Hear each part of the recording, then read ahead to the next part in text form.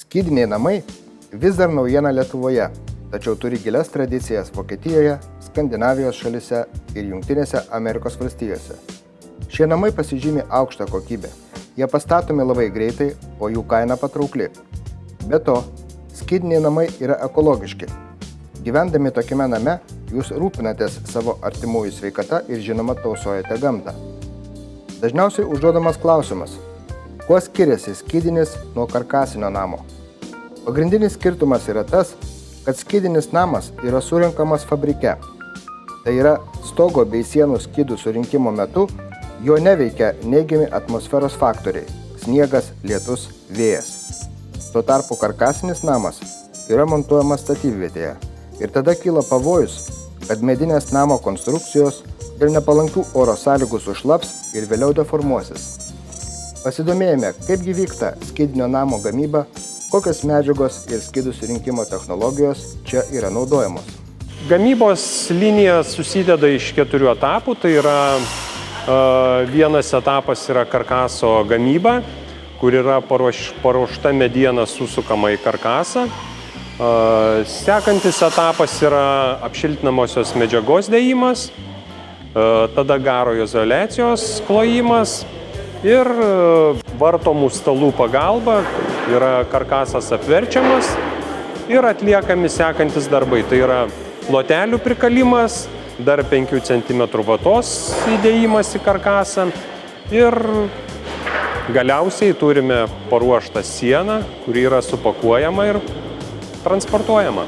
Skydinio namo pagrindą sudaro obliuotos ir kalibruotos spygliuočio medienos karkasas, nedegios šilumą izoliuojančios medžiagos bei sandarumą ir apsaugą nuo vėjo užtikrinančios plėvelės.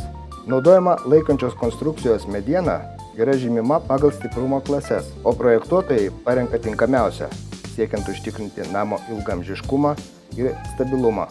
Šilumą izoliuojančios medžiagos ir jų sluoksniai atitinka visus šiuo metu galiojančius šiluminės varžos reikalavimus, o klientui pageidaujant gali būti parenkami pagal reikiamas šiluminės savybės kiekvienam projektui individualiai. Apsauga nuo vėjo formuojama išorinėje pusėje. Naudojama lauko sienų medžiaga priklauso nuo namo lokacijos ir pasirinkto fasado apdailos būdo. Dažniausiai naudojama difuzinė plėvelė, tačiau kartais būtina naudoti ir priešvėjinio gipso kartono plokštės. Stabilizuota garo plėvelė tvirtinama iš vidinės karkaso pusės. Ji tarnauja kaip sandarumą užtikrinanti medžiaga. Garo plėvelė apsaugo šildomą sluoksnį nuo drėgmės patekimo iš patalpos vidaus. Šį darbą ypatingai svarbu atlikti kokybiškai, nes drėgmei patekus į šildomą sluoksnį ženkliai sumažėja jo aktyvumas.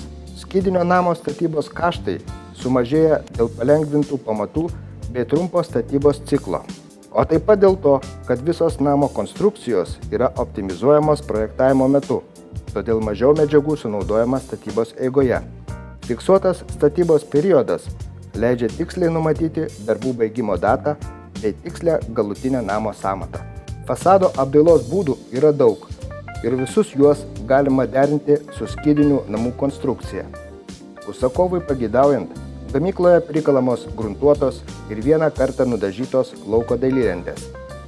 Jei numatomas tinkuotas ar klinkerio fasadas, tokia apdaila įrengiama statybų aikštelėje.